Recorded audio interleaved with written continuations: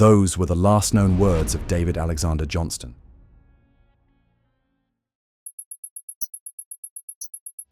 At 8:32 a.m. on May 18, 1980, a violent magnitude 5.1 earthquake struck beneath Mount St. Helens. In an instant, the mountain's north face exploded outward with the force of several Hiroshima bombs. And Johnston's radio went dead.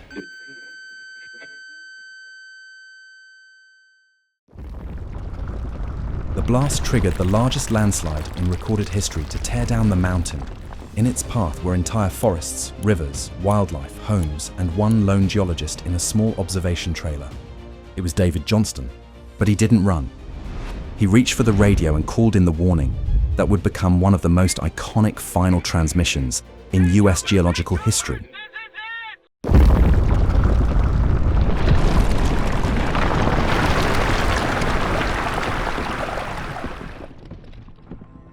The eruption would kill 57 people and change the face of the mountain forever. But what led to that moment, and to the man who stood between the mountain and what was coming, is a story of destruction, dedication, and unshakable courage.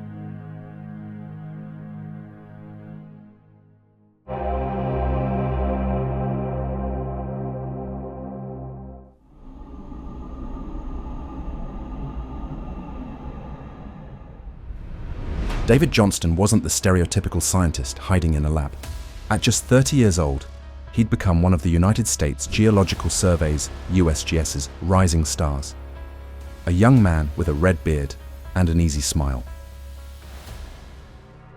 Mount St. Helens, an active volcano located in the Pacific Northwest region of the United States, had remained quiet for over a century. That 123-year silence ended on March 15, 1980, when a series of small earthquakes began shaking the ground. Over the next 6 days, more than 100 tremors hit the area, a growing sign that magma was shifting beneath the surface. We had a major eruption occurring. This renewed activity drew national attention. Mount St. Helens. The US Forest Service, USGS, and local authorities quickly mobilized a response. Media crews arrived to cover the developments, and members of the public gathered to observe signs of volcanic activity. The sudden onset of seismic activity prompted state officials to designate and close off a wide area around Mount St. Helens, known as the Red Zone, as a precautionary measure.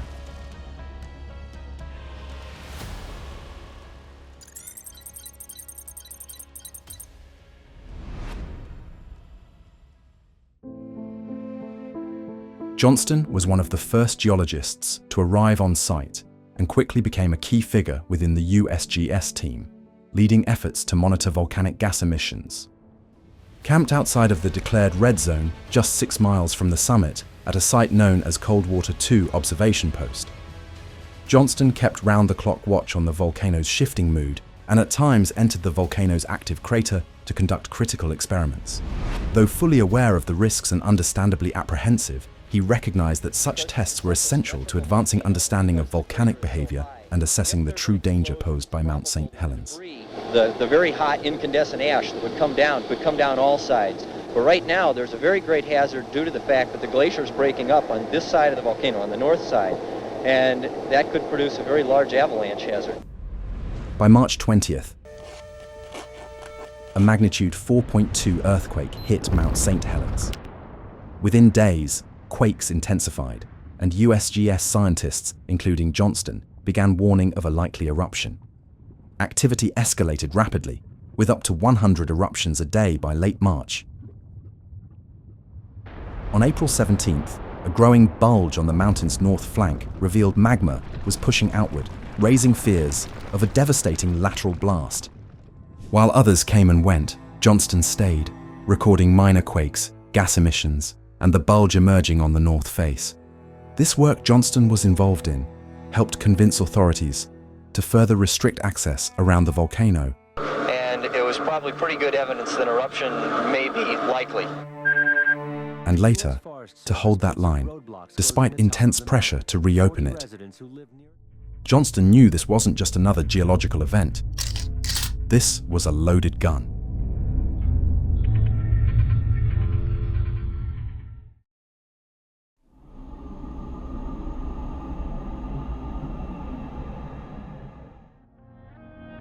In the weeks before Mount St. Helens erupted, pressure was mounting to reopen the closed-off red zone around the volcano. Logging companies had crews on standby. Businesses were losing money. Even politicians were calling the restrictions an overreach. Waivers, releasing the county from any blame for what might happen to them while they were inside the red zone checking out their property. But Johnston stood firm.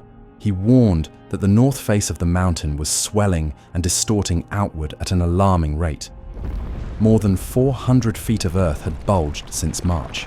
To him, it wasn't just a matter of the mountain erupting. The possibility of a devastating lateral blast was very real. Johnston told anyone who would listen.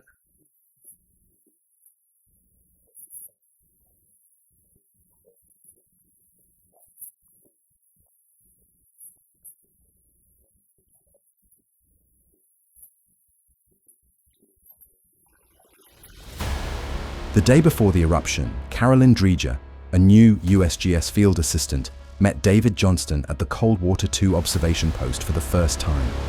She took 2 photos. Those images would be the last ever taken of him.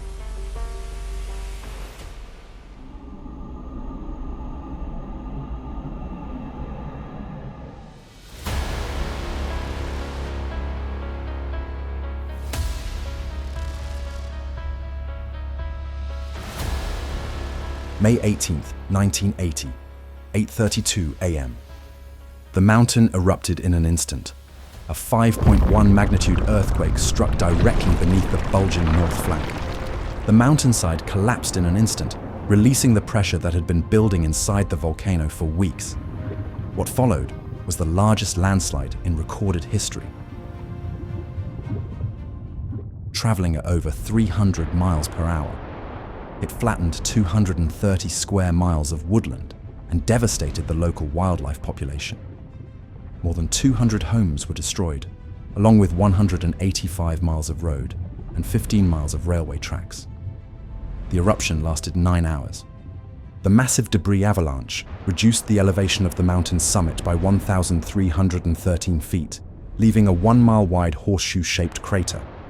Instead of blowing straight up like most volcanic eruptions, Mount St. Helens had done something far more dangerous.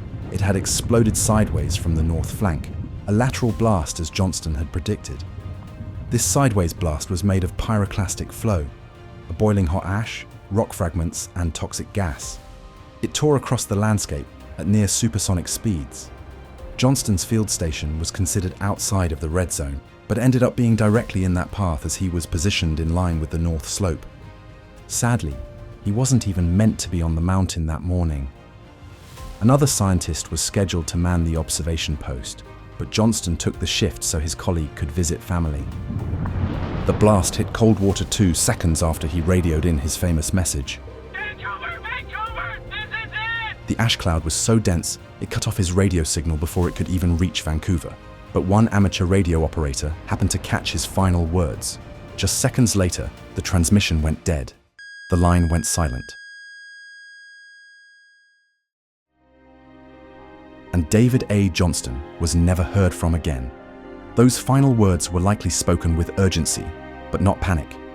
Johnston knew what he was seeing, but could not have known the blast would reach his observation post.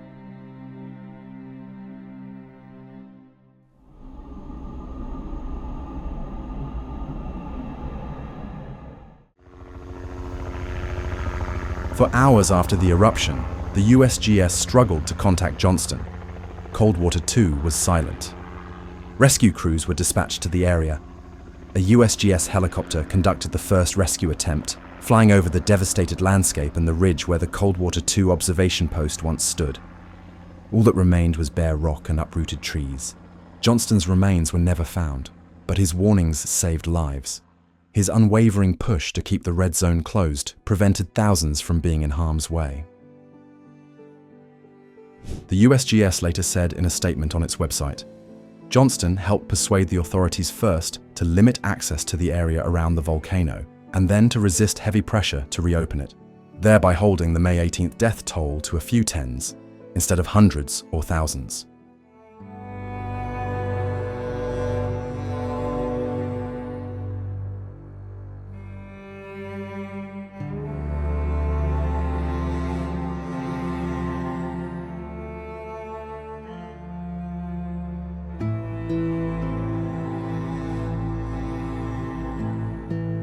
In total, 57 lives were lost that day.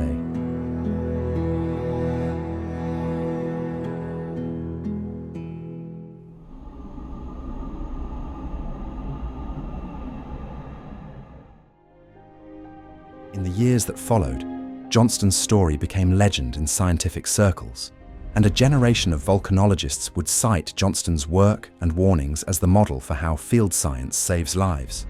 But his brave actions were not widely known to the public. That changed in 1997 when the Johnston Ridge Observatory was opened near the site where he died. Named in his honor, the facility now overlooks the remains of the mountain.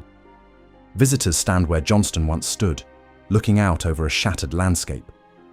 He once told a reporter, "You never turn your back on a volcano," and he never did.